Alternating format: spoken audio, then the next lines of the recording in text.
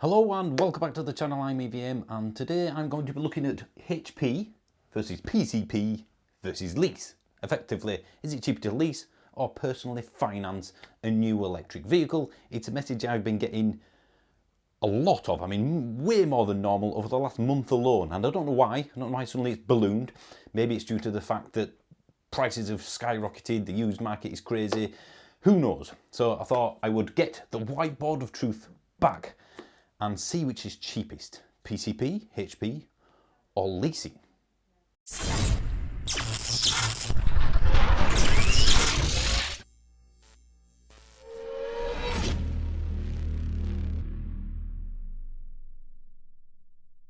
Right, now let's start off with the basics. I am unable to basically give you the answer straight out, a single sentence that says which is cheaper, leasing or personal finance, HP or PCP or whatever, because every situation is different.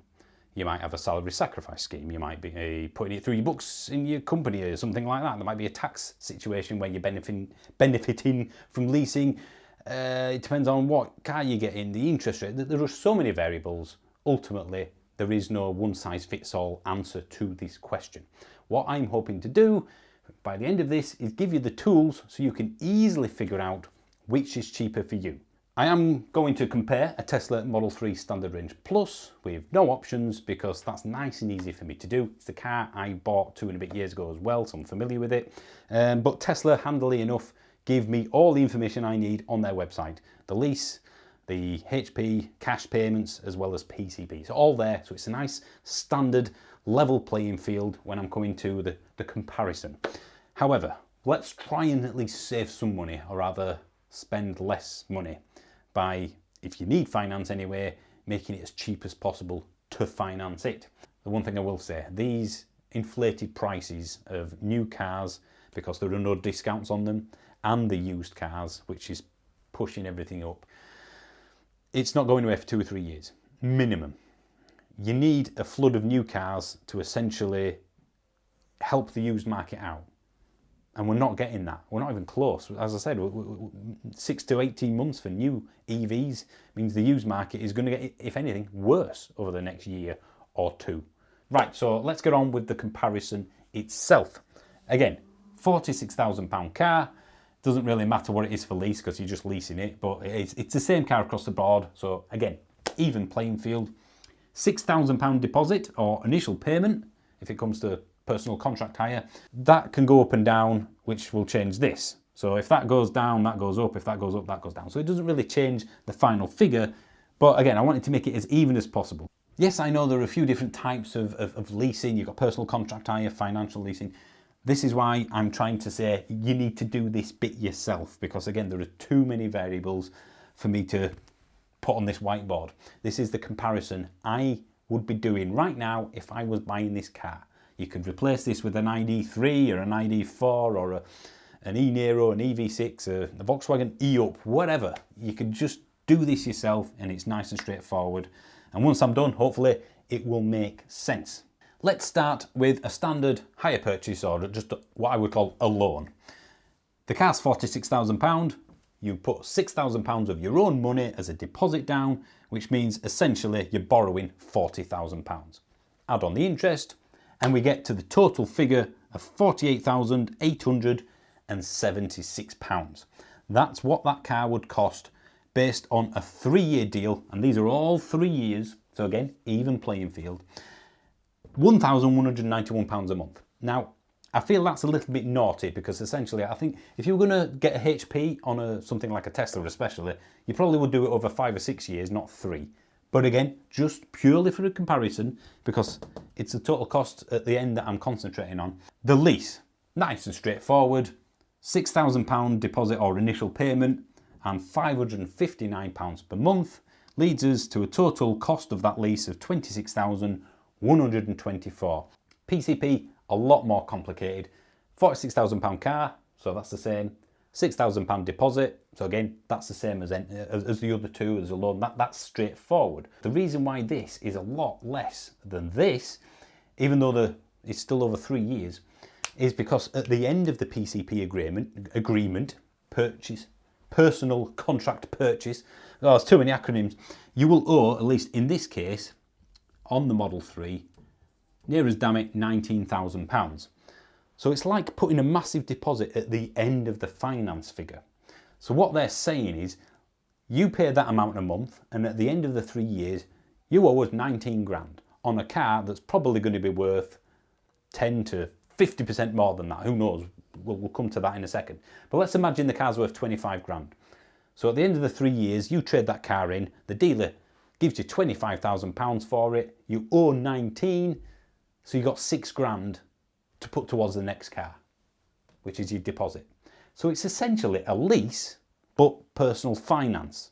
You're only paying a portion of the total price off plus your deposit, and then the big bit at the end. So you could, if you want, get a £19,000 loan and keep the car. You could trade it in and get something else, and the £6,000 deposit carries over to the next one. So anyway, that's what a PCP is and how it works.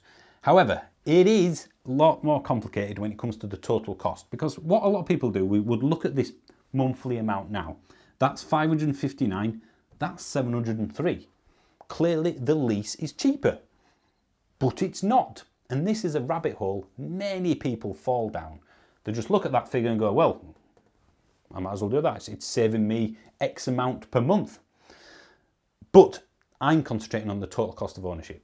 If you can't afford that, and you can afford that, I guess it's immaterial. That's not an option for you. But if you can, this might turn out to be cheaper, because at the end of any personal financial thing, you will have an asset. The car will be worth something, at least you hope it will. And for the past few years, no PCP finance deal I have ever seen or been told about, you will not be in a position where if you hand the car back, the car's worth less than the balloon payment. The finance companies and manufacturers are stupid. They don't want to lose money by doing that. It has happened, years ago, but now it just does not happen. Now we've got to do is compare the total cost. The lease one, we'll do that first because that's nice and easy. What will you owe at the end of that 3-year lease? Well, you'll owe nothing because it's a lease. What will you have in asset value? Well, you won't have anything because you've handed the car back. It's not yours, so zero. So it's really straightforward with this. Let me just get the pen out. The total cost of that lease is the same as it was there. £26,124. Now we've got to get this figure and, of course, that figure. But let's do the PCP one first because I think that's the most popular one. You paid the deposit, you paid that per month, and you still owe £19,000. But what is that car worth? So I'm asking you right now, feel free to pause the video and put it in the comment section. If you bought that £46,000 standard range plus Model 3, what would that be worth in 3 years' time? This is the hard bit. This is the predicting the future part, but it's crucial to figuring out the total cost. Now, at the moment, as I said, the used cars prices are ridiculously high. And I also stated earlier that I do not see this changing for 2 to 3 years minimum. It's probably going to be 4 or 5, but who can tell? There's so much going on in the world right now. It's very up in the air. But the one thing I don't see happening is prices coming down. I'm going to play it safe, give myself a nice wide margin of error, just in case the price comes down more than I thought, and say that a 3-year-old, so this is by 2025, the middle of, a 3-year-old standard range plus Model 3 will be worth £32,000. And that's kind of a trade-in, we buy any car sort of price. I'm sure if you sold it privately, as I always have done, that will be higher. It's easier if the car has been out a few years that you're buying, because then at least you've got some sort of comparison. But of course, you've got to predict the future. What's the used market going to do? If you disagree with that, it doesn't matter. You can fill this in yourself and change the figures. That's the beauty of showing you how to do your own figures. It's a system that will work for anybody and is pretty straightforward. That's how much the finance has cost. That's how much we'll owe at the end. But that's how much the car's worth, because it's an asset. I've got something to sell or trade in at the dealer. So I owe 19, but it's worth 32, which is great because that effectively gives me £13,000 to knock off this figure. So the total cost, let me just get my figures up here, because I'm not absolutely using a calculator at all, is £18,308. So that's based on the car being worth 32 grand when it's 3 years old. If it was worth only £30,000, so if you think, oh no, it's not going to be worth 32, it's going to be worth 30, then that would be £20,000, 308. You can just adjust the figures to what you think. So even if you thought it was 25 grand, again, you just put this up. But you can see the difference between that and that, 26.18. Essentially, it's the same sort of calculations. £6,000 deposit, that much per month, gives us this figure. What will we owe at the end? Well, again, straightforward, we'll owe nothing because the car's completely paid off. What will the car be worth? Well, again, I can use the same figure, £32,000. Get the right pen out. So £32,000. So I'm assuming all three of these people, no matter what you do, get rid of the car after 3 years.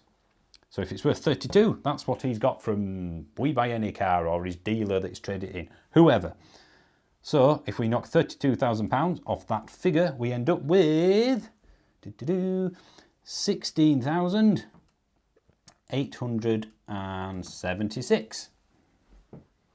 So you can see that a standard HP loan is cheaper than PCP by a reasonable margin, but also not far off, well, it's over £9,000 cheaper than a lease. Let me just put the differences in for you. Right, £9,284 cheaper than leasing, £7,816 cheaper than leasing. So that's PCP, that's HP.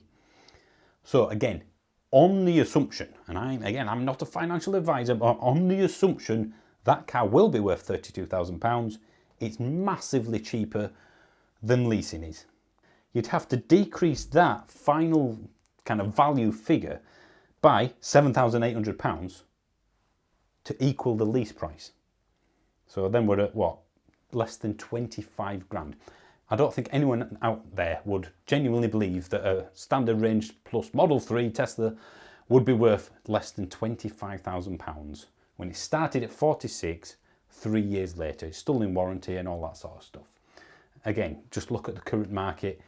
It's not going to fall off a cliff anytime soon, but who's to say what's going to happen? Everyone has to make their own judgment.